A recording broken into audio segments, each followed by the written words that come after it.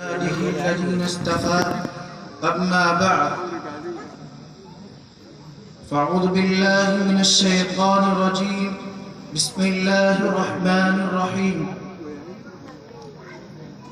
لله ملك السماوات والأرض يخلق ما يشاء يهب لمن يشاء إناثا ويهب لمن يشاء الذكور.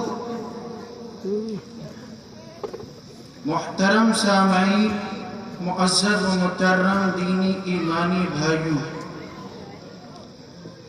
آج ہمیں جس عنوان کے تعلق سے یہاں حاضر ہونے کی سعادت حاصل ہوئی ہے وہ عنوان ہے بیٹیاں رحمت. آسمان و زمین کی بادشاہت اللہ تبارک و تعالیٰ کے حق میں. وہ جو چاہتا ہے پیدا کرتا ہے، جس کو چاہتا ہے بیٹیاں دیتا ہے، جس کو چاہتا ہے بیٹے دیتا ہے. اس آیت سے یہ پتہ چلتا ہے بیٹیاں اللہ تبارک و تعالیٰ کے حق میں ہے. کس کو بیٹیاں دینی ہے، کس کو بیٹے دینا ہے. بیٹیاں رحمت ہیں، یہ خوبصورت اور سچی حقیقت ہے. ہمیں ہمیشہ یاد رکھنا چاہیے بیٹیاں نہ صرف گھر کی رونق ہوتی بلکہ وہ معاشرتی اخلاقی ذمہ داری کا بھی حصہ ہے. قرآن و سنت میں بیٹیوں کی عظمت اور ان کے ساتھ حسن سلوک کرنے کی اہمیت کو بیان کیا گیا ہے.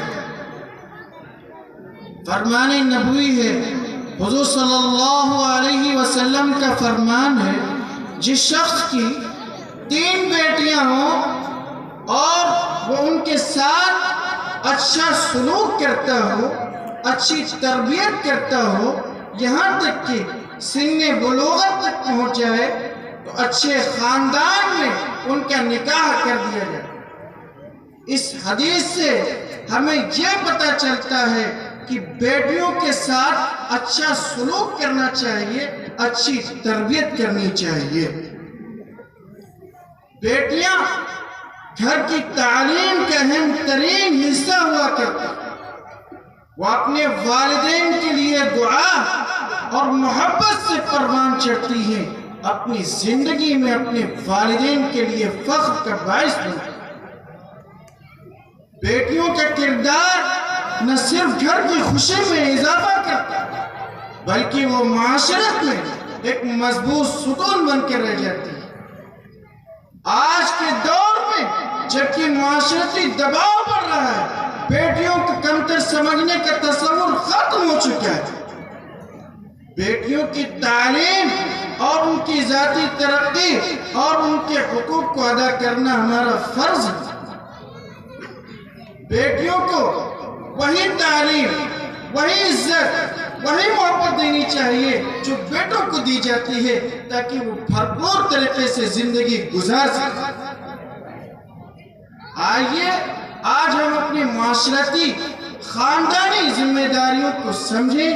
بیٹیوں کا حقوق ادا کرتے ہوئے ہر میدان میں ان کو کامیاب بنانے کی کوشش کریں.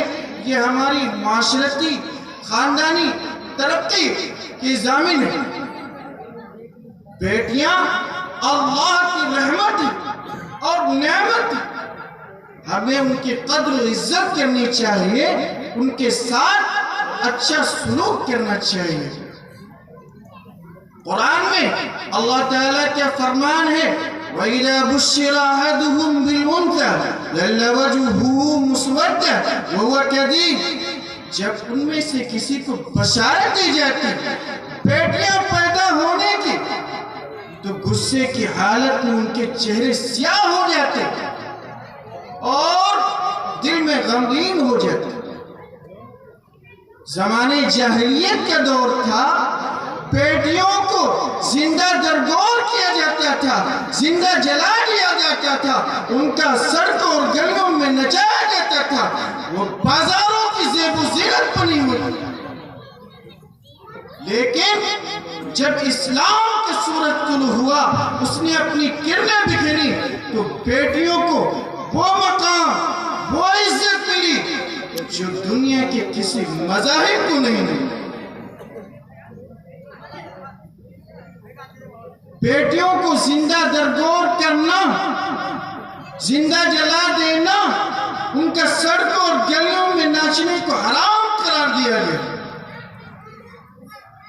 اب عورتیں اور بیٹیاں اپنے گھر میں رہیں، گھر سے باہر نہ نکلیں۔ یہ میں نہیں کہتا بلکہ قرآن کا فرمان ہے، اس کا اعلان ہے، وَلَا يَخْرُجْنَ مِن بُيُوتِهِنَّ، عورتیں اپنے گھروں میں رہیں، گھر سے باہر نہ نکلیں۔ انہیں گھر کے اندر چین و سکون عطا کیا گیا ہے اور امن سکون عطا کیا گیا ہے۔ مرد اگر تعلیم یافتہ ہو تو اس سے خاندان روشن ہوتا ہے، لیکن جب عورت تعلیم یافتہ ہو تو اس سے دو خاندان روشن ہوتا ہے۔ عورت اگر شوہر کی اطاعت کرتی ہے تو جنت کی حقدار ٹھہرتی ہے۔ عورت اگر جب ماں بنتی ہے تو جنت اس کے قدموں میں رکھ دی جاتی ہے۔ حضرت فاطمہ رضی اللہ عنہ گھر کے سارا کام کیا کرتی تھی، یہاں تک کہ چکی بھی پیسا کرتی تھی۔ چکی پیستے پیستے آپ کے ہاتھوں میں چھالے پڑ جایا کرتے تھی، لیکن جب وہ عبادت کرتی تھی تو ایک ہی سجدے میں پوری رات گزر جایا کرتی۔ آج کل کی عورتیں گھر کے سارا کام کرتی ہیں لیکن عبادت میں اپنے اوقات کو فارغ نہیں کرتی، ذکر و اذکار میں فارغ نہیں کرتی۔ حضور صلی اللہ علیہ وسلم کی مجلس لگی ہوئی تھی، کچھ صحابہ کرام بیٹھے ہوئے تھے۔ ایک شخص آیا، آپ صلی اللہ علیہ وسلم سے کچھ کھانے کے لیے مانگا۔ آپ صلی اللہ علیہ وسلم سے عرض کیا، آپ صلی اللہ علیہ وسلم نے کہا، ہے کوئی جو اسے کھانا کھلا سکے؟ صحابہ کرام رضی اللہ عنہ نے عرض کیا، میں خود ہی 3 روز سے بھوکا ہوں، کچھ نہیں کھایا ہوں۔ پھر حضور صلی اللہ علیہ وسلم نے عرض کیا، ہے کوئی جو اسے کھانا کھلا سکے؟ حضرت سلمان فارسی اٹھ کھڑے ہوئے اور کہا، میں اس کو کھانا کھلانے کی ذمہ داری لیتا ہوں۔ چنانچہ حضرت سلمان فارسی اس شخص کو لے کر حضرت فاطمہ رضی اللہ عنہ کے گھر تشریف لے گئے۔ دروازہ کھٹکھٹایا، آواز آتی ہے، کہا کون؟ کہا میں سلمان۔ کہا کہیے چچا جان کیسے آنا ہوا؟ کہا میرے ساتھ ایک شخص ہے جو کئی روز سے بھوکا ہے، میں اس کو لے کر آپ کے گھر تشریف لایا ہوں تاکہ آپ اسے کچھ کھانا کھلا سکیں،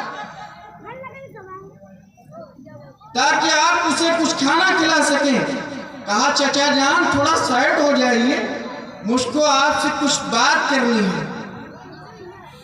حضرت سلمان فارسی سائڈ ہو گئے اور حضرت فاطمہ رضی اللہ عنہ نے کہا، میں خود ہی 3 روز سے بھوکی ہوں، کچھ نہیں کھایا ہوں اور میرے شہزادوں نے کچھ نہیں کھایا ہے۔ یہ سننا تھا کہ حضرت سلمان فارسی کی آنکھوں میں آنسو آ گئے، وہ رونے لگے۔ حضرت فاطمہ رضی اللہ عنہ نے کہا، ٹھہریے ٹھہریے میں ابھی آتا ہوں۔ حضرت فاطمہ رضی اللہ عنہ اپنی چادر لے کر آتی ہیں اور وہ چادر حضرت سلمان فارسی کے حوالے کر دیتی۔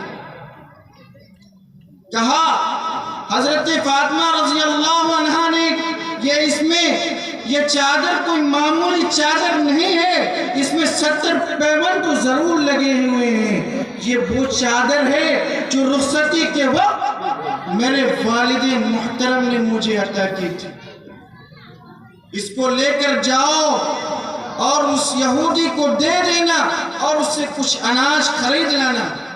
چنانچہ حضرت سلمان فارسی اس چادر کو لے کر گئے اس یہودی کے پاس اور اور اس سے کچھ اناج کے لیے کہا، اور وہ یہودی اناج تولتے تولتے کہا کہ اے سلمان، آخر یہ چادر کیوں بیچ رہے ہو؟ کیا وجہ ہے؟ تو حضرت سلمان فارسی نے کہا یہ چادر حضرت فاطمہ رضی اللہ عنہ کی ہے۔ ان کے گھر میں ایک مہمان تشریف لائے اور ان کے پاس ان کو کھلانے کے لیے کچھ نہیں تھا، اس لیے وہ چادر اپنی فروخت کر رہے چادر فروخت کر رہی۔ یہ سننا تھا کہ وہ یہودی اپنے گھر گیا، اپنے گھر سے کتاب لاتا ہے اور زور زور سے پڑھنے لگتا ہے اور کہتا ہے کہ مذہب اسلام سچا مذہب ہے، حضور صلی اللہ علیہ وسلم سچے ہیں، حضرت فاطمہ رضی اللہ عنہ سچی، حضرت فاطمہ رضی اللہ عنہ سچی ہیں۔ چنانچہ وہ یہودی اناج